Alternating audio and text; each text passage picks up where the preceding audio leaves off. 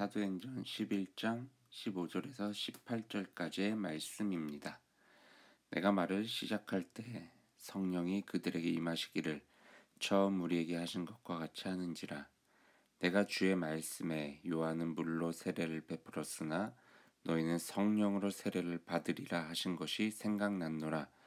그런즉 하나님이 우리가 주 예수 그리스도를 믿을 때 주신 것과 같은 선물을 그들에게도 주셨으니 내가 누구이기에 하나님을 능히 막겠느냐 하더라.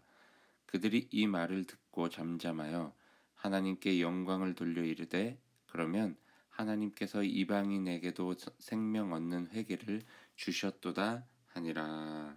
아멘. 오늘을 허락하신 하나님께 감사 찬양 올려드립니다. 베드로가 유대인 동료들에게 일어났던 일들에 대해서 계속적으로 이야기를 해 나가는데 아주 중요한 사건에 대한 내용이 오늘 본문에 담겨져 있습니다.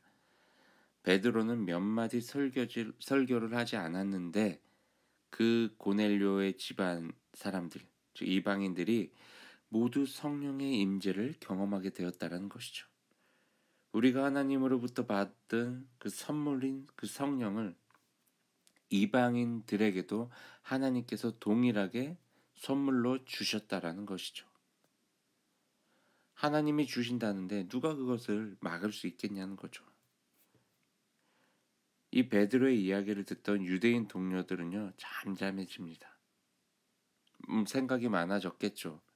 자기들은 어떻게 이방인들에게 심지어 복음을 전할 수 있느냐, 이방인들과 교제할 수 있느냐라고 따져들었던 자들이 하나님께서 행하셨다라는 말 앞에 잠잠해집니다. 그러더니 하나님을 찬양하고 하나님께 영광을 돌려 드리기 시작을 합니다.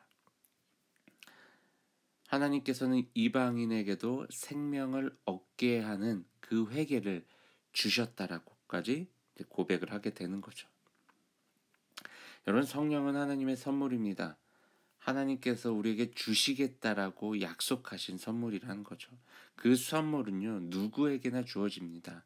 이방인에게나 유대인에게나 구분하지 않고 주어져요. 하지만 아무나 그 선물을 받아 누릴 수는 없습니다. 성령은요, 받을 준비된 자들에게 주어집니다. 어떤 준비가 필요할까요? 바로 회개를 통하여서 우리의 삶 가운데 주어지는 것입니다. 그리고 사모함으로 성령은 우리의 삶 가운데 주어지게 됩니다. 성령을 받는 것은 하나님이 우리에게 원하시는 것입니다. 그러기에 늘 하나님께서는 우리에게 성령을 줄 준비를 하고 계세요. 그렇다면 우리가 성령을 받기 위해서는 그 성령을 받을 정결한 그릇이 필요하다는 것이죠. 그리고 그 성령의 충만함을 사모하는 마음이 필요하다는 겁니다. 여러분, 우리는 성령 충만함을 참 많이 간구합니다. 이렇게 열심히 간구하는 건 매우 중요합니다.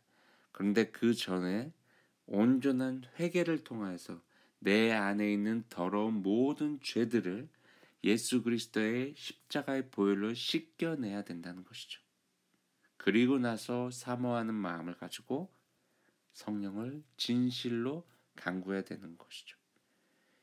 여러분, 거룩함이라는 것이 바로 이런 것입니다. 죄의 회개와 성령의 충만함을 입은 모습이 바로 거룩입니다. 이 거룩함이 저와 여러분의 삶에 지속적으로 나타나길 주님의 이름으로 축원합니다. 샬롬.